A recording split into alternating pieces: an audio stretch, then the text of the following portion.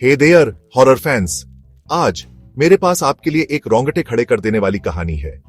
चलो शुरू करते हैं कहानी the blood merchant, a vampire's thrilling tale की।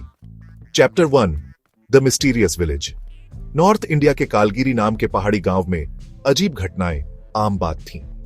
लोगों को ऐसी लाशें मिलती थीं जिनका सारा खून चूस लिया गया हो और किसी को नहीं पता था कि इसके पीछे कौन है। बुरी तरह डरे हुए गांव वाले रात में कभी बाहर कदम नहीं रखते थे। उनका मानना था कि राजन नाम का एक वैम्पायर, जो कभी इंसान था लेकिन दिल टूटने की वजह से अब एक खूंखार जीव बन चुका था, जंगल के उस पार रहता था। Chapter 2, the new girl, a new mystery. एक दिन शहर से त्रिशा नाम की एक रिसर्चर आई। उसका मकसद इन अंधविश्वासों के पीछे का सच पता लगाना था, लेकिन जल्द ही उसे एहसास हो गया कि कुछ तो बहुत गड़बड़ है। एक रात जंगल के पास उसने एक डरावनी धुन सुनी और खून जैसी लाल आंखों वाला एक आदमी देखा। वो राजन था, the vampire. Chapter 3, Rajan's past. उसे नुकसान पहुंचाने के बजाय राजन ने अपनी दर्द भरी कहानी सुनाई।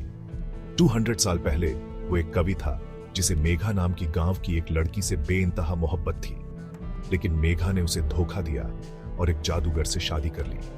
दिल टूटा और गुस्से से पागल राजन जंगल में भटक गया, जहां एक शापित आत्मा ने उसे वैम्पायर बना दिया। अब वो सिर्फ झूठे और धोखेबाज लोगों का ही खून पीता था। Chapter 4, the twist of truth.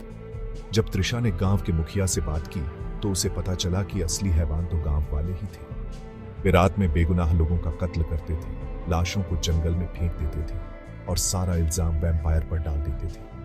राजन तो सिर्फ असली कातिलों को सजा दे रहा था।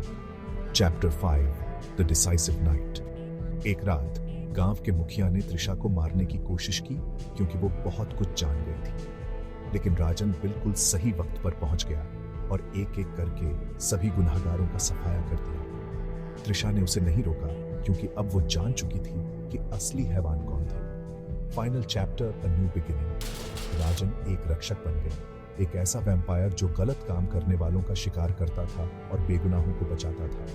त्रिशा ने उसकी कहानी एक किताब में लिखी जिसका टाइटल था the blood merchant, a vampires quest for justice. Twist. आखिर में त्रिशा को एक खानदानी राज पता चला।